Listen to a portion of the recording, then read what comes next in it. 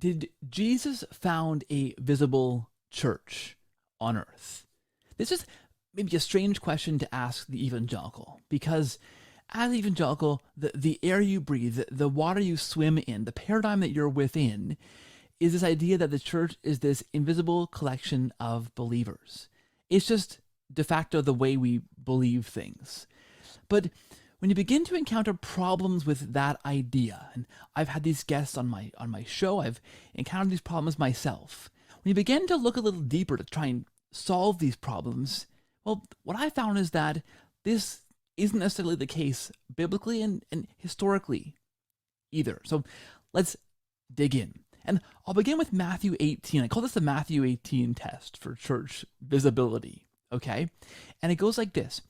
In Matthew 18, Jesus explains to his followers how to determine whether somebody is in or out of the church, how to resolve disputes in the church, right? You may remember this. First, you bring it to one friend, and then another friend in the church. And then if no one can agree there, you bring it to the church. And if that person who's in disagreement doesn't agree with the church, then they're to be treated as a tax collector or a Gentile. Now, two things here. First of all, it's a confusion of the idea to say that this person is banished or exiled or something terrible happens to them, because look how Jesus treated the tax collectors and Gentiles in his ministry, right? These are the ones he came to save, okay?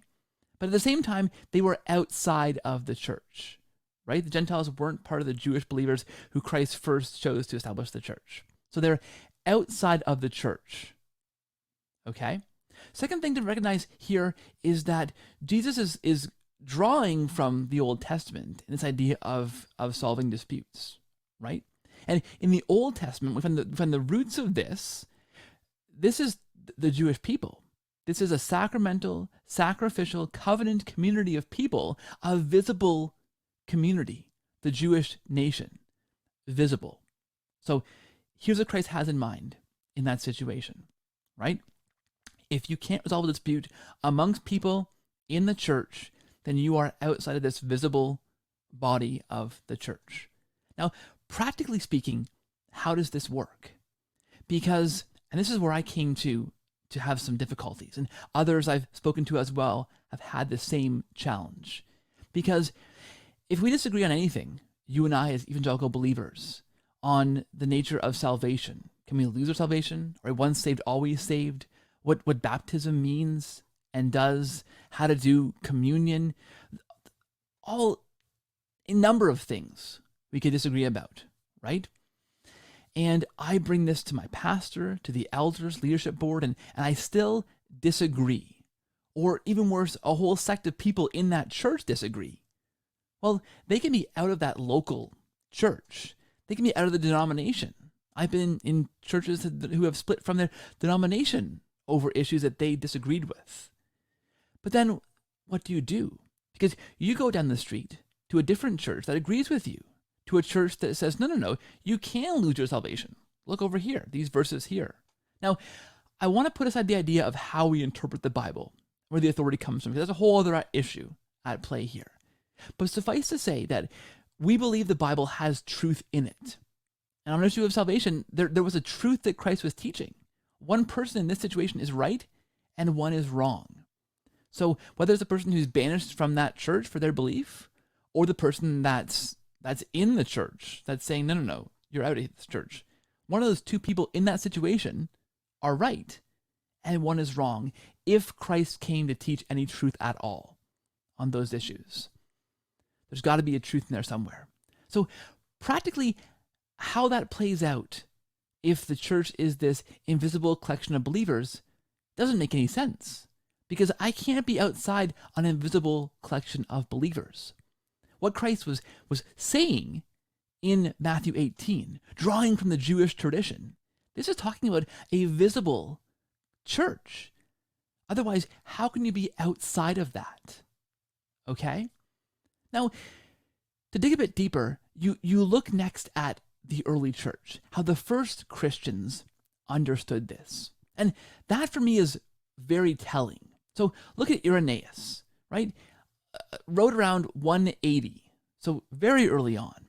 And he was writing, we have tons of his writing in the early church fathers, lots of what he wrote. And primarily, he's writing against those who are outside of the church. So this addresses our exact issue here. He is writing to people who are pseudo-Christian groups, who think they're Christians, who practice certain kind of Christian things, but who he says are misinterpreting the teachings of Christ, who are outside of the church, who would have ostensibly at one point come to the church and said, look, I believe this, would have been told, following the framework in Matthew 18, no, you're outside of the church. And how does Irenaeus make this point? Well, he says that the test to know if you are in the church or out of the church at this very, very early stage is to look at the teaching passed on through the apostles. And then he points to the apostles. He points to the succession of bishops appointed by the apostles to succeed them in teaching authority. He traces right back to Peter as Bishop of Rome and traces that authority and says, look, you guys don't cling to this authority structure, so you are outside of the church.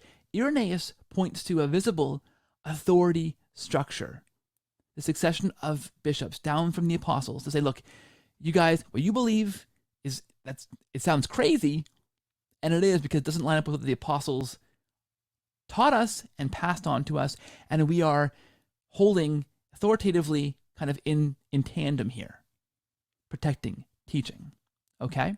But even earlier than that, we can look back to Ignatius of Antioch. Now, here's a guy who died around, say, 108 or 140 AD. It's very early on.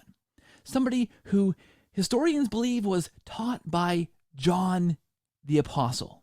So this guy learned from an apostle what he is passing on. And when pressed, and also probably appointed by Peter, we think. Okay? So very early on. And when pressed, what he points to find the church is, he says, where the bishop is and where the Eucharist is celebrated, there is the church. So Ignatius's test of how to find the church, how to know if you're in the church or out of the church, is to look for the bishop who was appointed at that early stage by the apostles in succession. Look for that bishop and look for the right order of worship. Look for the church that is worshiping Christ, breaking the bread as Christ taught, as Paul emphasized at the Last Supper. That's where you find the church. So it's a clear, visible structure to find that church at an early stage. Now, what you have to ask yourself is, and what I ask myself, and what many converts down through the ages have asked themselves as well, is, are you part of that visible church?